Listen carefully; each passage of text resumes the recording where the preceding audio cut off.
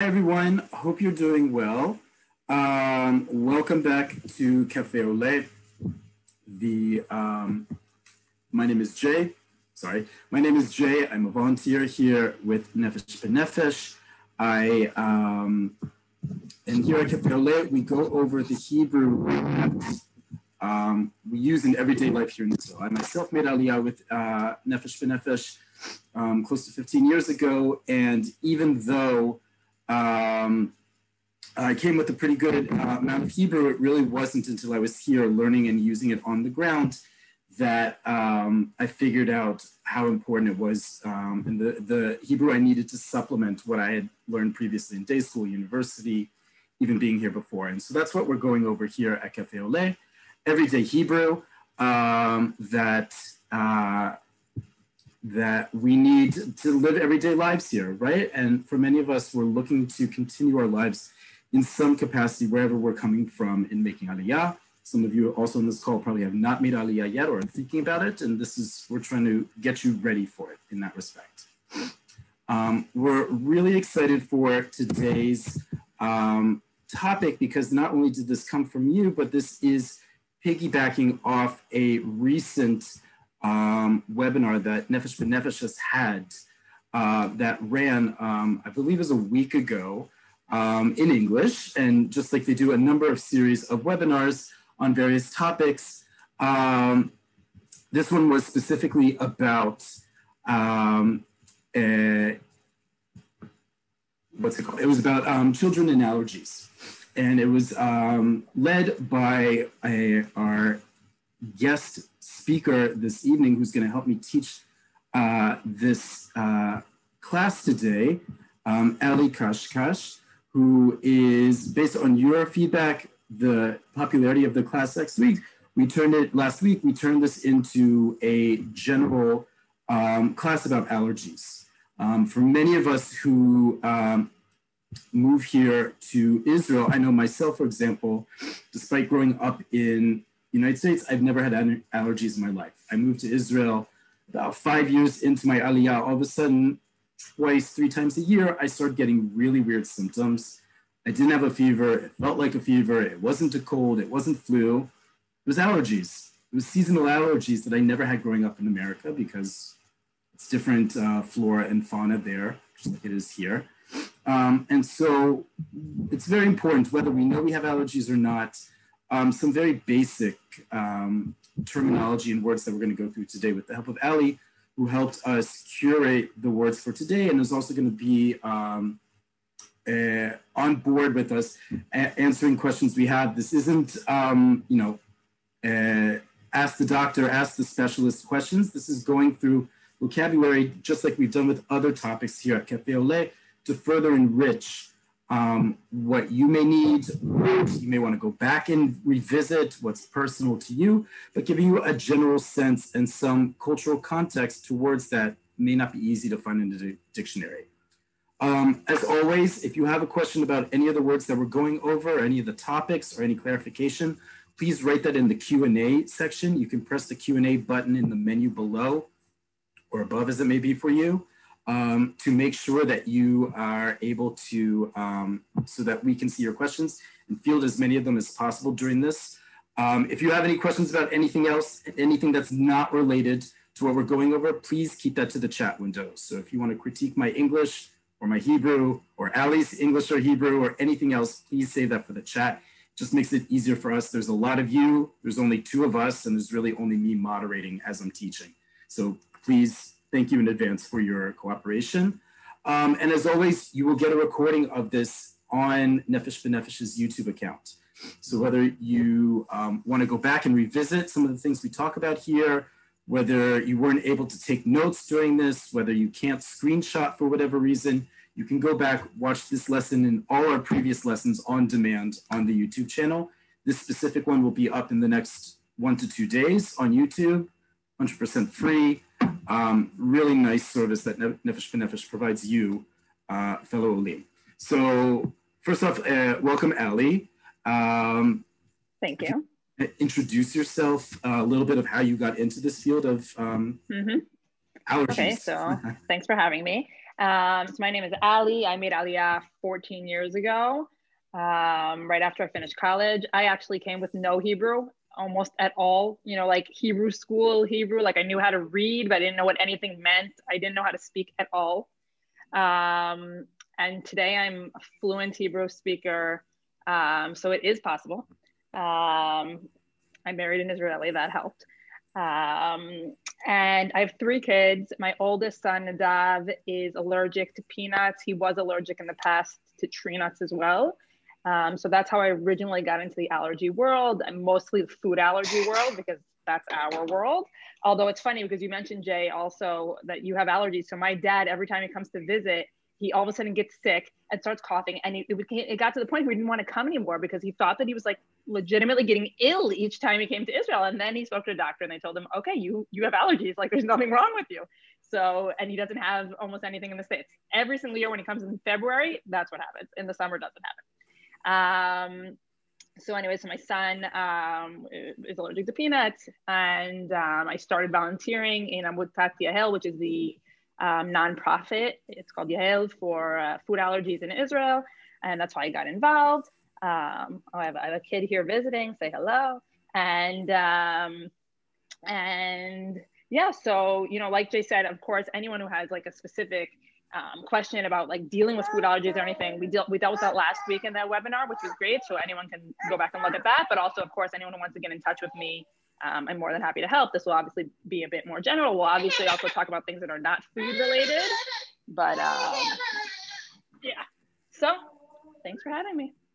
Thanks, Ellie. And as you hear, she's holding down the fort. So Ellie definitely has the right to mute herself, but she's definitely going to be here helping, I'm here. helping me navigate some of these topics, because aside from my own allergies, I really don't know much about this, but clearly this is an issue for a lot of us. So I'm going to go ahead and share my screen. As always, you are welcome to follow along. You are welcome to screenshot. You're welcome to do old school pen and paper. And like as we always do, the Hebrew is on the right-hand side with the nikud, the dots and bars that indicate vowel sounds in Hebrew. The transliteration for an American English audience in the middle, the English on the left, and we'll explain some of the words as we go along. So let's start at the top, really general, right? Like just we did the other week, the actual words for allergies and sensitivity, because that, you know, if we're trying to describe what we're feeling to a doctor, to a friend, to someone, we need to actually have the words for it. So let's go through some of these together at the top. So you see here at the very top, allergen.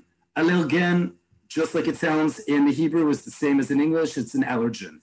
It's the thing that causes you to have an allergy, right? Mine is pollen. I have never gone for a test. I just know it's pollen during certain times of the year. For some of you, it may be obviously different things, and we're going to go through some examples later on in a bit. Again, great word. It comes straight from the English. We do have a word in Hebrew, and we'll get to that shortly, but the word that we use most frequently when you're talking about allergies in Hebrew is allergia. Okay, allergia, one allergy, allergiot, allergies. It's pretty straightforward. A lot of these words you're going to find are going to be cognates, which helps a lot of us, right? Especially as we're dealing with medical issues on top of everything else. That frustration can often make us feel even more paralyzed, but a lot of these words, just like a lot of medical words in general, are cognates from English, or you can figure out the word pretty quickly. And I'll also say that will also put you at a real advantage here, because actually a lot of Israelis have no idea what the difference is. And we're always like trying to educate people that when you say, yesh li yeladim allergenim, they'll say, I have allergen kids. And we tell them, no, you don't have allergen kids, you have allergic kids. So when you think about the parallel in English, maybe that will help you remember which one is which, because in Hebrew, even the Israelis get mixed up. 100%. I mean, some of you may be allergic to your own kids. That's your issue. Maybe, but yeah, different story, different topic. The next one's obviously really important. Both of these words exist on their own, but obviously together it's part of our lesson today. Tguva allergit, or tguva allergit, whether you can say the resh, like resh or resh, doesn't matter. Tguva is any kind of reaction. Okay, it comes from the verb lehagiv, to react. So the noun that we get from it, a reaction, is a tguva. A tguva can be a reaction to what someone said or what someone did to you. But in this case, we're talking about a tguva allergit, an allergic reaction, right? The symptom that you have that shows that you're allergic to something. You may not know what that allergy is quite yet, but you know you're having a reaction to something. It's a tguva allergit. Okay, I said just a few seconds ago, we had a Hebrew word for allergy, and here it is. It's rageshet. Rageshet, or rageshet, comes from the same root as lahargish, to feel, or nirgash, excited, lihit ragesh, to be excited or to be nervous. Ali, you'll correct me, but you don't often see this word as much as allergia. I don't think anyone uses this word. I mean, It might be like in like formal literature, but you'll never hear someone saying, I have rageshet. It's always allergia. Now, rageshet is important for two reasons. One, we've talked a lot about how the Academy for the Hebrew Language has created a lot of new words to make things more Hebraic, right? Instead of allergia, which is English by way of Indo-European languages, they tried to find a word that was related to it and create it. But if you look at this word, and those of you who were on the call last week, you remember we talked about, or a couple of weeks ago rather, we talked about the shoresh, the three-letter root of all words, and the tavnit, the format it comes in. And we actually used the example of a-e-et as a tavnit that you often find in Hebrew that signifies a disease, right? So we talked about kalevet when we talked about pets, right? Kalevet is rabies. How do we know that? Because it has the a-e-et form, which means a disease, and it has the shoresh, the three-letter root of kelev, a dog. So when we put those two together, disease of a dog or a dog disease, back in the day, thousands of years ago, the prevalent dog disease that existed was rabies. That's where, when we see that word, we understand how the developers of the Hebrew language understood a connection between rabies and dogs, and thus made the connection. We had the other example of the disease sahevet, right? Sahevet has the root sadi he vet, which also is related to the word sahov, yellow, the color yellow. So from that, we get the diseases jaundice, but also hepatitis, right? Something that affects the liver, that its characteristic symptom is yellow, right? Jaundice, yellow. You have yellow eyes, yellow skin. Same thing here. Rageshet is taking that same root of resh gimel shin, like we have for to feel excited and so forth, and putting it in the tavnit, the form that indicates a disease. It's very clever on the Hebrew side. It's just we don't use this word. It's a shame, but at least allergia, you can't go wrong with that. The next word, however, we do use, and you will hear this word a lot. This is definitely a word, and it's related to the one we just said, rageshet, is regishut, or regishut. Regishut means sensitivity. Now, this is sensitivity both as we're talking about allergies. This can also be sensitivity to certain topics or certain issues, or I'm sensitive to how you're anything else. It doesn't just have to do with medical sensitivity or allergic sensitivity as we're talking about, right? So when I got my tzav rishon, when I got my conscription to go into the military, they ask you, as part of the series of questions, you get interviewed by a doctor. And they ask you, yesh lecha allergiot or regishut lemashu? Do you have allergies or sensitivity to something? And I said, yeah, because I didn't know what to do at the time. You know, I was a 24-year-old. No one had advised me what to say and not to say to them. So I said, yeah, yesh li regishut lemotzei chalav. I have sensitivity to milk products, to dairy products. And we're going to get to that in a little bit, right? Like many of us on the call here, we have some form of lactose intolerance in some capacity. That would be the type of thing here, right? It's not a full-out allergy per se. It's a sensitivity. You have some reaction to it. It's not a full-blown, God forbid, you know, something that requires medical assistance, but it's some sensitivity to things, right? Is regishut. Intolerance maybe also. Intolerance, yeah. But intolerance as it has to do, like, anatomical, not intolerance to someone's views. Ragish is also regishut is the noun. The adjective is ragish. So ragish, regisha, regishim, regishot. Ani ragish, I'm sensitive. Okay? Sometimes insensitive. Most of the time I try to be. Okay, let's move on to some actual symptoms. And first, the word for symptoms. The word for symptoms in Hebrew is tasminim. Okay, tasminim comes from, just like all Hebrew words we talked about just before, a shoresh, a three-letter root. In this case, it's samech mem nun, which has the same root as the words like siman, a sign, or lisamen, to sign or to note something. So it's tasminim are signatures, right? It's a sign that something is happening. That's how we get this word tasminim for something that we, even though we've been talking about medical issues as Jews for thousands of years, it's a relatively modern word to describe something that we've all had for a long time, not necessarily we individually, but humankind symptoms, right? So if you're going to see a doctor or you're talking to someone about what kind of allergy you have, they're going to ask you, ma tasminim, what are the symptoms? Okay, so right, we have here, Ali gave us some of the big symptoms that those of us who've had allergies or might have allergies often have accompanying them as a tasmin, as a symptom. The first one is pricha. Pricha or pricha means a rash. And this word actually, I wanted to be sure that we included because this didn't come to me I actually had an issue one time and I had to go to a doctor. I was trying to find the word for a rash and I couldn't think of it for the life of me. Certainly didn't learn that in day school or university because why would you learn medical terms? And then it would never dawn to me that the word that has to do with flowers and blossoming has to do with a rash.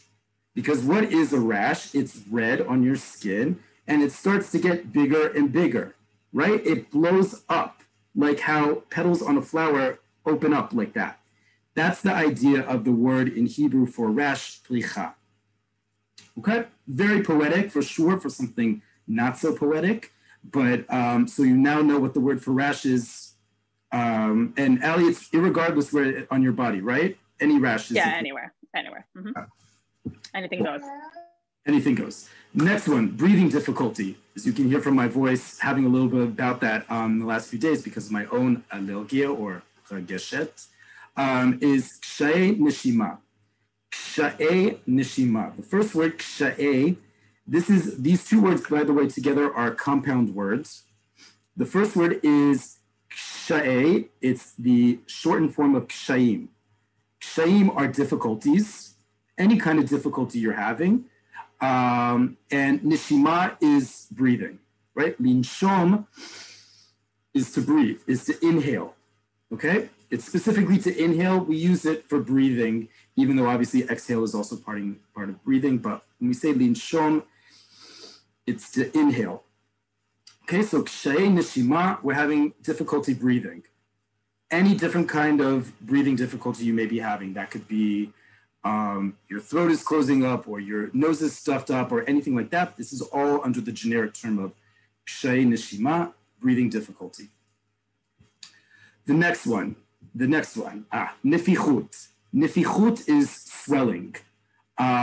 This is also any kind of swelling you can think of. So my feet have swollen up, my hands are swollen up, my finger is swollen. This is the noun, nifichut, swelling.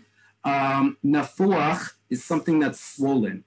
And nafoach is also a kind of an expletive to call someone. It's kind of a nasty word to call someone. If you call someone is nafoach or menupach, it means that they're full of air, right? They're really full of it. They're really full of themselves. They're pompous. And it's the same idea of nefach, which is also related to this term, means volume. Right, so you're expanding in volume here is nifichut, and that's the idea of swelling, right? Something is happening and whatever is the problem is larger than it should be or normally is. Okay, the next one, gered, scratching or scratching. We've had this, whether it's an insect bite, whether it's a plant allergy, whatever it may be. Gered is the all-encompassing term for something that's, right? Something's wrong. Nazelet allergit. I translated this as allergy-induced runny nose. It's a long thing for your nose is running because you have allergies, right? Nazelet is another disease word, just like we had before rageshet, right? Now we have nazelet. Same exact tavnit, same exact form. And it has to do with nozel or nozlim. Nozel is a liquid. Nozlim are liquids. So something that is causing you, or the diseases that you're running, or it has liquid running, flowing, right? This is the term that we use for a runny nose, nazelet. And if we want to be specific about the cause of it, right? It's not just any nazelet. It's not from a cold or a flu. It's nazelet allergit. I'm having a runny nose due to an allergy. I'm having an allergic reaction and it's causing my nose to run. Okay, and the last one, as we've talked about already, but very important to put the Hebrew to the English, onatit. Onatit means seasonal, as in allergia onatit. Ani yeshli allergia onatit. I have a seasonal allergy, right? It's an allergy that only comes up during certain seasons. For me, it's pollen. Still don't know what kind of pollen. We'll get to the word for pollen in a minute, by the way. For some people, it could be other things, but the point is it's not something that's perpetual, right? It's not something that's always found that's giving you allergia, an allergy. It's something that's onatit, it's seasonal. Okay, let's get to some causes of allergies. And as we said before, we're not going through all of them. We're going through some big ones that Ali thought was important, I think are important, that probably are the most common sources of allergies. In general and specifically here in Israel, and regardless of age. Okay, so let's start with some big ones. Avak habayit. Avak, and as we're going to get to another version of it, avka, have to do with dust, very fine particles, right? Avak is the word that we use for dust, and it's any kind of dust in general. But avak habayit, house dust. The dust of the house, literally, is house dust, right? Many of us have allergies to this, or just irritates us after a certain point. Those of you who live in, whether it's more desert places, I remember living in Jerusalem for 5 years, you just couldn't get rid of the dust because there's just so much in the air and we have to dust a lot more than we're perhaps used to in our countries of origin, but avak habayit can be a major source of allergies for people.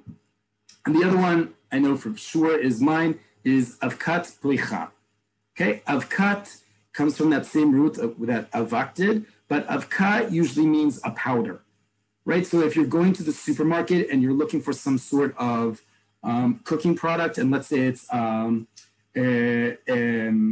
soup bouillon, right? Like soup stock that comes powdered, it's going to be called avkat marak, right? It's literally soup powder, but it's anything that comes in a powder is avka. Doesn't necessarily have to be edible. Anything that's a powder versus dust, avka. But same idea, a very fine particle. Avkat plicha, in this case, plicha doesn't have to do with the rash, right? It has to do with that original idea of a flower, right? So avkat plicha, literally the powder of flowering or blossoming, which is, again, a very beautiful way to say pollen, right? That's the word for pollen, avkat plicha. So if you're allergic to pollen, of any kind, this is your catch-all term for it, avkat plicha. Let's get into some food ones, because that's a big one here in Israel and frankly around the world. Let's start with the first one, botnim. Botnim, peanuts. Ali can go a little bit more into this, especially as we talk about other food allergies, but peanuts is obviously a big one for people around the world. One of the stories, and Ali, you'll correct me if this is a myth or not, that because Israeli parents feed their kids bamba at such an early age, that the story goes, at least in other countries, that peanut allergies in this country are relatively low. Well, it's ironic because that study came out exactly when my son was 6 months old. So I rushed to give him peanuts. It didn't apply for us. They say that's true. We're not convinced entirely, but yeah, it is true that today, the recommendations today are to expose to allergens as early as possible, and Israelis do expose to peanuts very, very early. So that is a good thing. And it's a reason why bamba remains for Israelis of all is such a popular snack. It's the reason why there's a baby on the actual packaging of it. Besides, it was a marketing thing, but I mean, it's really good. And I've developed a tolerance for it. I definitely had a tolerance. Tolerance. But peanuts is also important because those of us who, whether we know this from growing up in the United States or remember this from Pesach or whatever it may be, peanuts, even though we use the term nut in it, is actually a legume. It grows in the ground. Mm-hmm. This is not, when you're trying to describe a peanut allergy, you will not use the following term, which is row 20, which is egozim. Egozim are tree nuts, right? This is everything else. These are walnuts, pecans, hazelnuts, Brazil nuts, cashews, whatever it may be. These do not include peanuts. Important for those of you who do have nut allergies to further define what do you mean a nut allergy. Do you mean a tree nut allergy or peanuts, or it could be both? And I will say also with egozim, it also gets even trickier because a lot of Israelis, for example, will think that egozim is only egozim melech, which is walnuts. So it's good to be as specific as possible, even, which we didn't write the other ones, but like cashew in Hebrew is cashew and pistachio is fistuk. So a lot of them are similar, which is helpful. Pecan is pecan. But yeah, you need to be specific, including also, you'll talk about almonds now. Yes, so if you do have a tree nut allergy in specific, best to look up that word already before. And all those words are online. And as we talked about before, if you don't have a good dictionary, your best dictionary in the world is Wikipedia, because it's one of the largest languages used there. So any of the major nuts are going to have a Hebrew thing, also because it's Israel, it's the Middle East. We love eating nuts. For those of us who don't have allergies. A big nut that people do have allergies to, and certainly is a very popular one in Israel, in Jewish tradition in the Middle East, is shkidim. Shkidim, almonds. It's pretty much a straightforward word. It's almonds. It's always going to be almonds. That's the specific word we use. Typically, almonds won't be followed by the word for tree nut. It'll just be shkidim. So if you're looking for allergic reactions to things. If you remember several weeks ago, when we did a lesson on grocery shopping and reading a nutritional label, we talked about where to find the words for allergens that may be contained in it. We've just gone over the word again for allergens. So if some of these things are important to you, to remember to look at the back on the nutritional label to see not only if it contains it, but maybe it was produced in a factory that contains. Yeah, we didn't add that actually, which is what it says usually alul achil, which is may contain. Exactly. We've done that before in a nutritional nutrition label, but yes, always good to remind us. Mm-hmm. We talked about this word before, you know this word already, chalav, milk. Chalav is going to be used, as I said before when I was talking about myself, a catch-all term for all dairy products. Motzrei chalav are dairy products. Motzar is a product.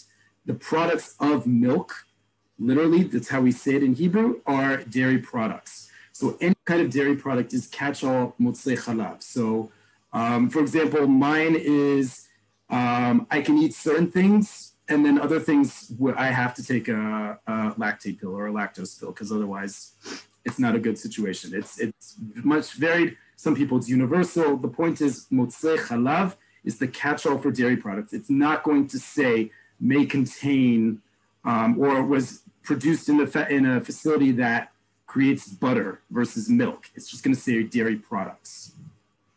Okay. Another one that a lot of people have allergies to or are quickly finding they have allergies to is beitzim, eggs. We've talked about this word a lot before, beitzim. It's pretty straightforward.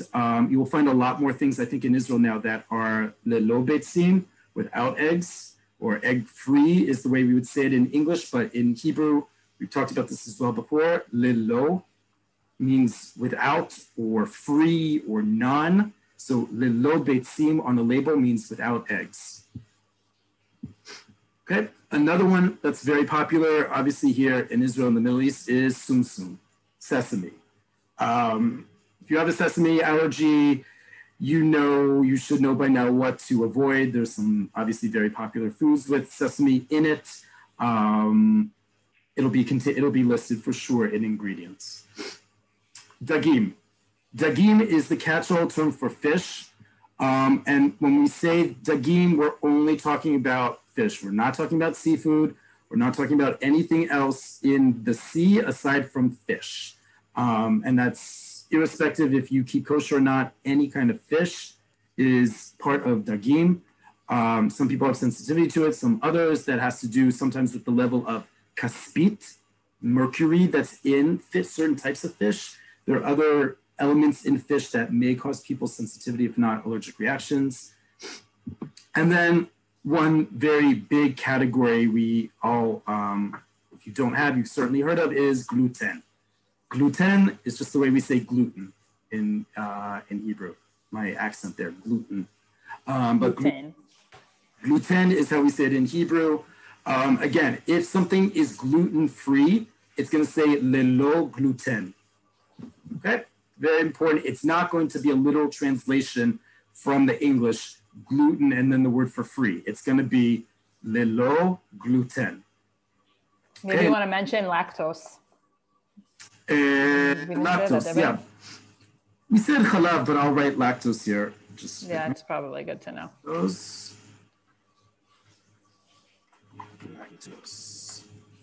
And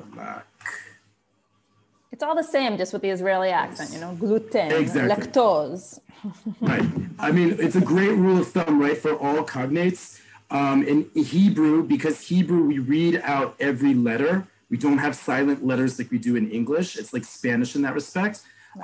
There's a letter that we otherwise wouldn't pronounce in English, we do in Hebrew, right? Like gluten.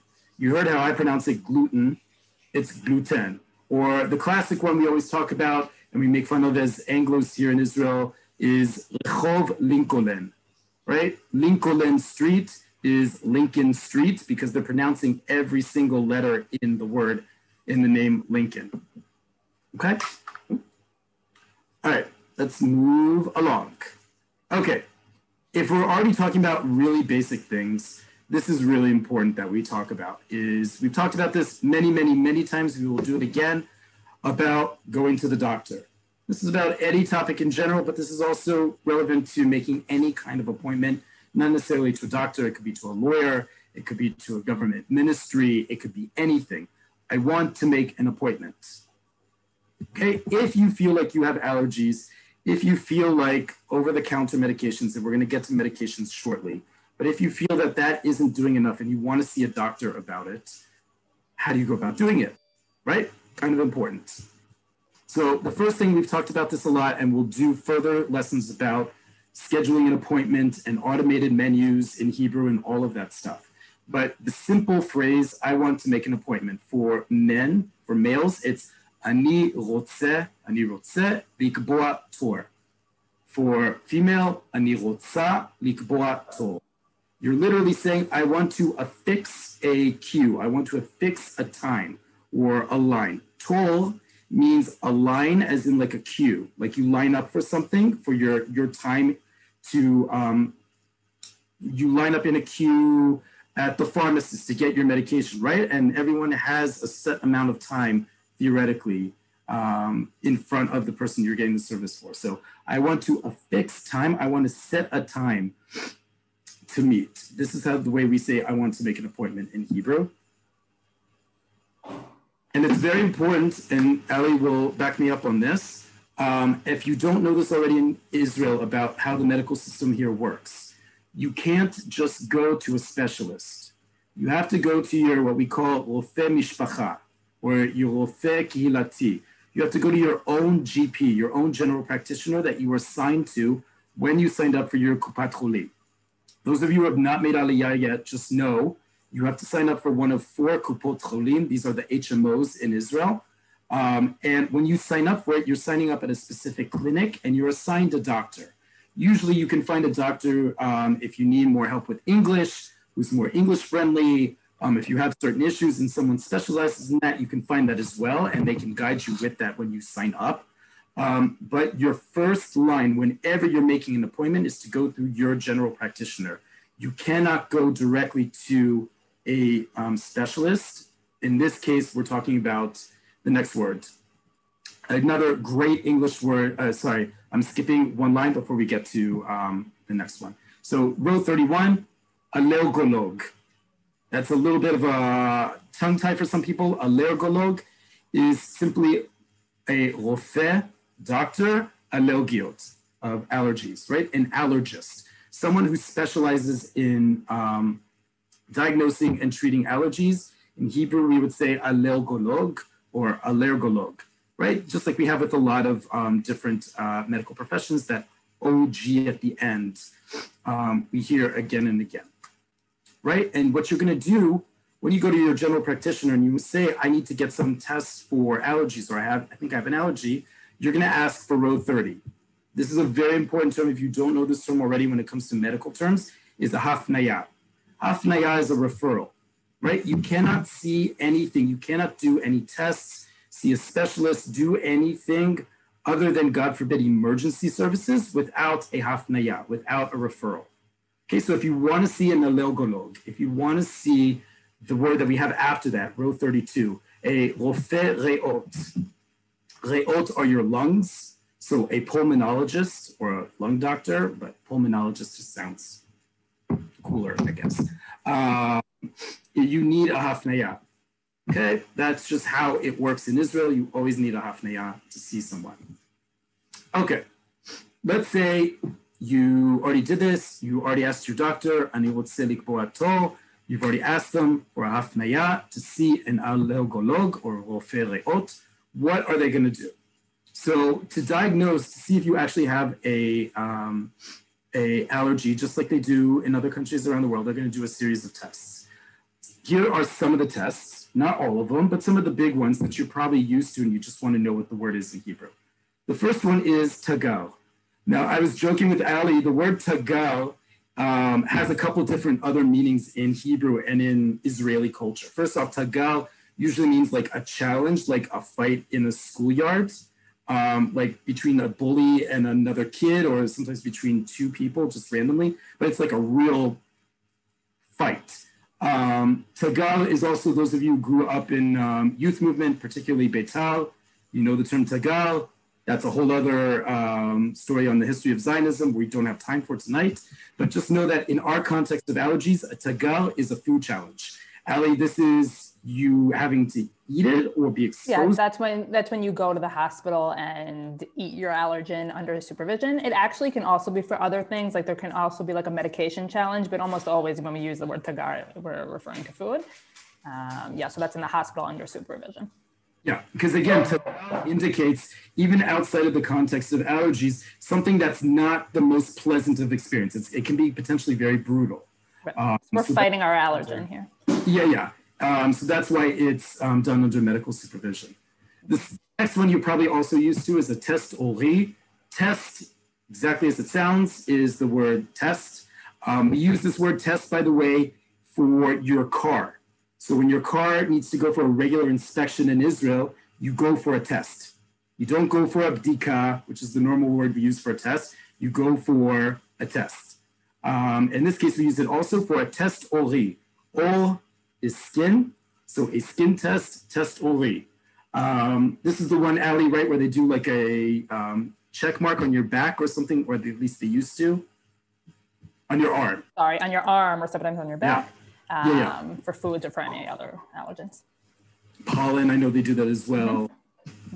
The next one you've probably heard about in the context of the last year and a half. A lot of the words you're going to hear very shortly have to do also with the virus is rust. Rust is a blood test. It indicates the amount of allergen particles in your bloodstream. Is that correct, Ellie? Yeah, basically. It's a form of a blood test to indicate whether you have an allergy to something, right? Right. And this next word, we've talked about this a lot in the last year and a half. This is a general word as well, is chasifa. Chasifa is exposure, right? Some people have an allergy because they've been exposed to something. It can simply be just from that, right? The worst case scenario we've heard a lot about are peanut allergies, where someone just has to be in the same room as peanuts, not even have it on their skin or eat it in order to develop an allergic reaction. So chasifa is a very important one. We obviously know this term in terms of corona in the past year and a half, about have you been exposed to someone who has had symptoms, right? So all those words again, chasifa, exposure, tasminim, symptoms, it all comes one big unfortunate circle together.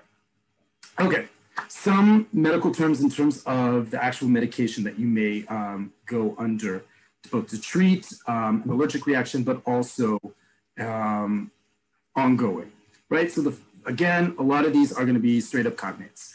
Ventolin, we call this something else in America, I think. There was just a comment about it. Someone said Ventolin is a brand name, albuterol or salbuterol, but in Israel they use Ventolin. Okay, Ventolin is that compound that helps expand, let you breathe again, right? It opens your lungs up, especially if you're having an allergic reaction to something. Steroids, pretty straightforward.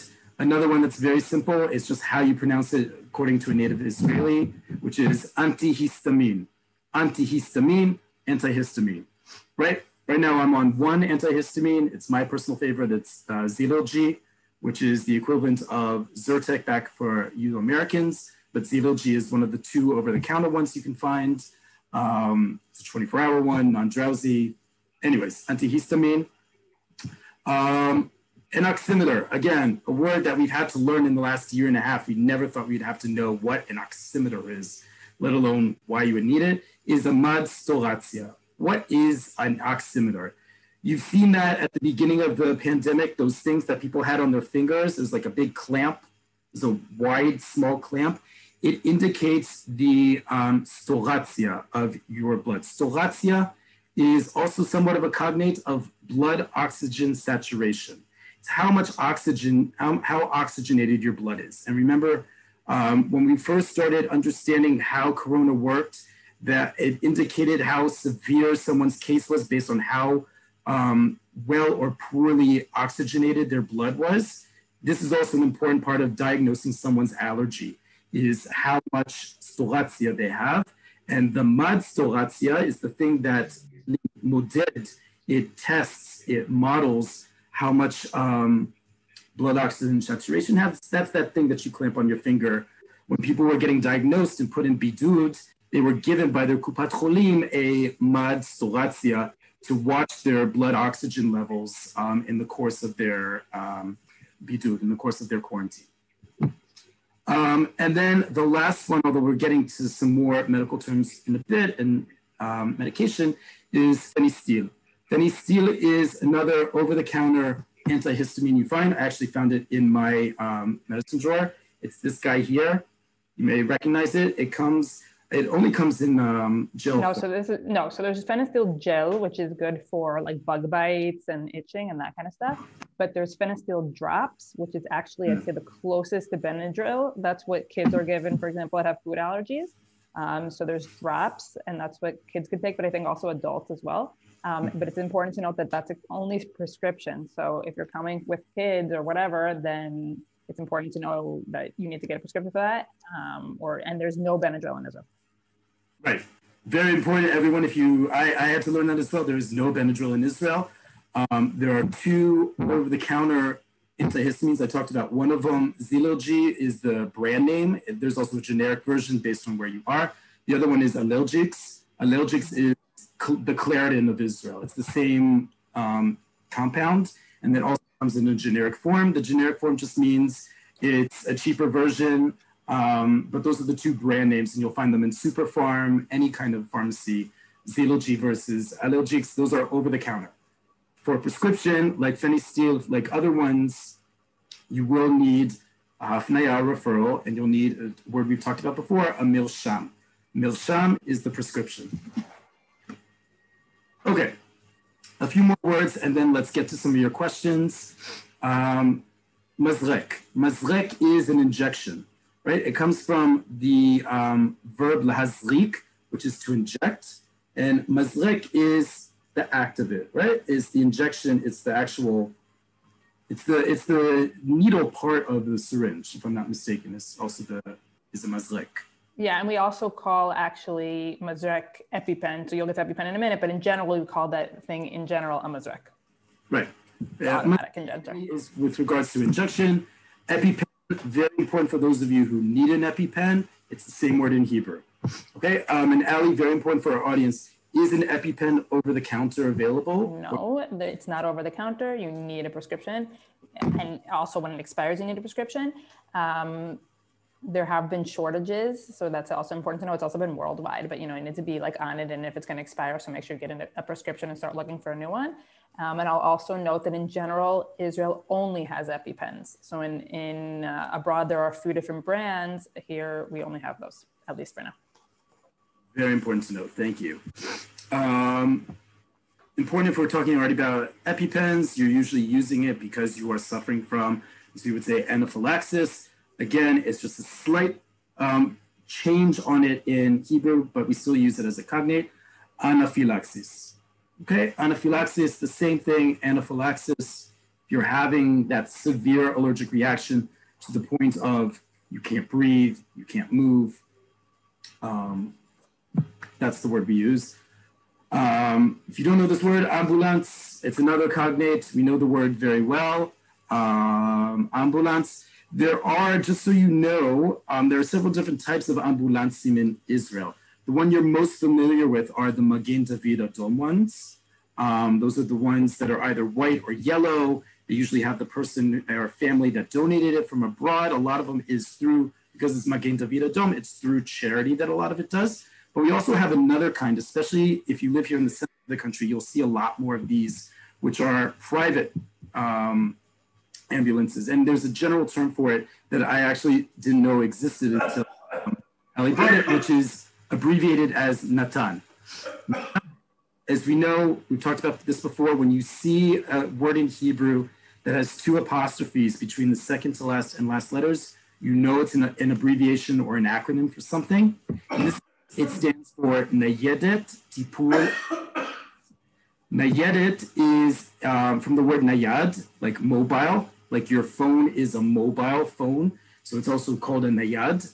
But a Nayedet is also a mobile unit. It's a term we use also for cop cars, right? Anything that's a mobile unit that can go from one place to another is a Nayedet.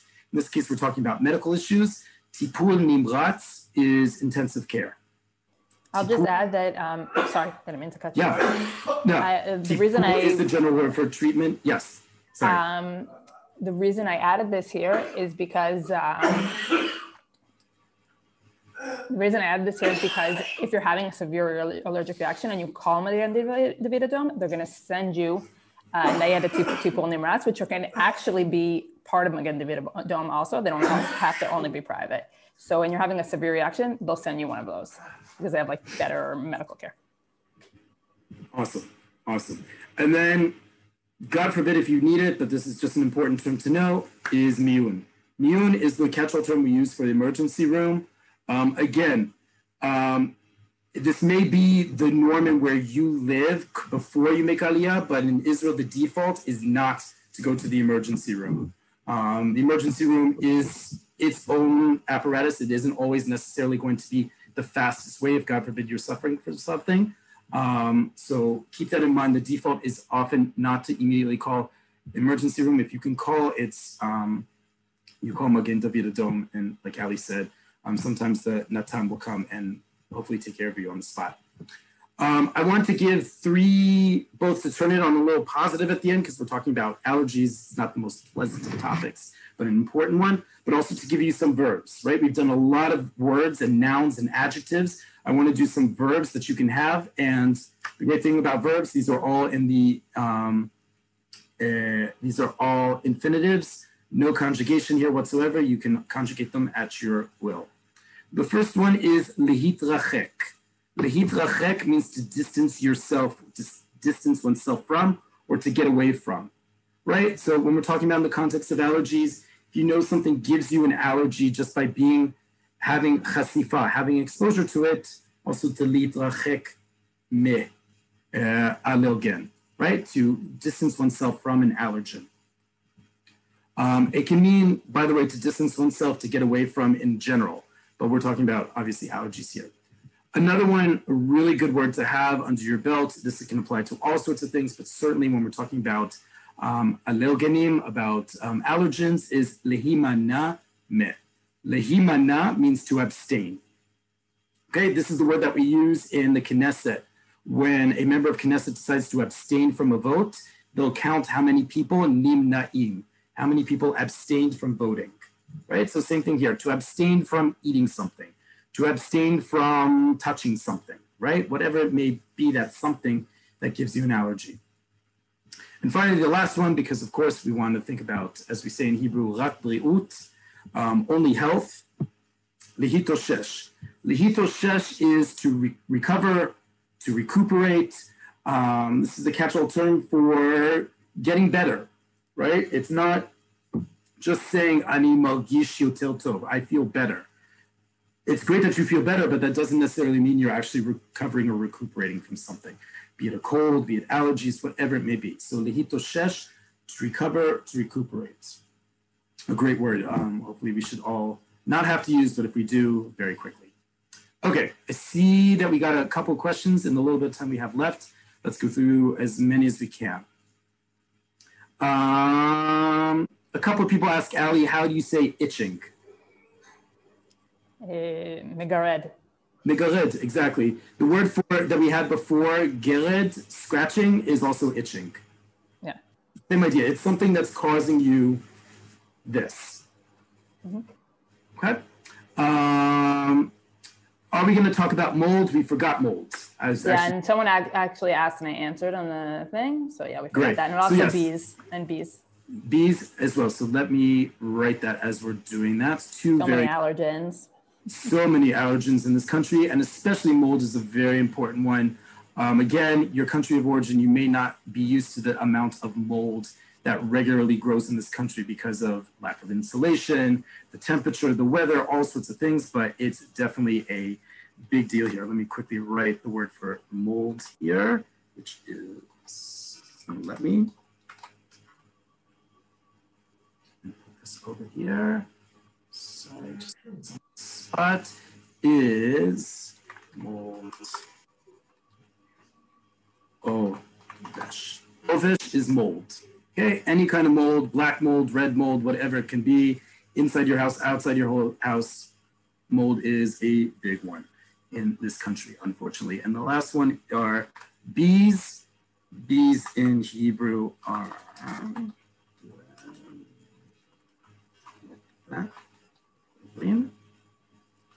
disregard the vowels. I don't know why it's given, but that's kind of cool it is. Just do that instead. Beam,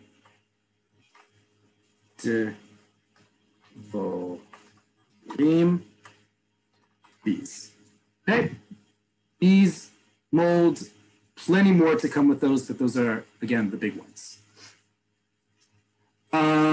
Leah, as I explained at the beginning, you'll get a copy of this entire lesson on YouTube, so you can pause it, go through the words again. That goes for everyone here as well. You'll have a copy through the recording of this lesson. Shane asks a question we've talked about quite a lot, but happy to repeat the word again. Chisun. Chisun is a vaccine. Okay, it's a catch-all term for vaccine. We've used this word, quite a lot in the last year and a half, but chisun is any kind of vaccine. Okay. Carol, the name of the medication that's as close to Benadryl as possible is this one, 46, Fenistil. But unlike Benadryl, it is by prescription only in Israel, right? The one that is not is its gel form. So if you have like a bug bite, a mosquito bite or something that's topical, you can use this guy, which you can find in any supermarket, pharmacy over the counter. The Fenistil, the drops that Ali was talking about, the types of pills that you would take for Benadryl is by prescription only.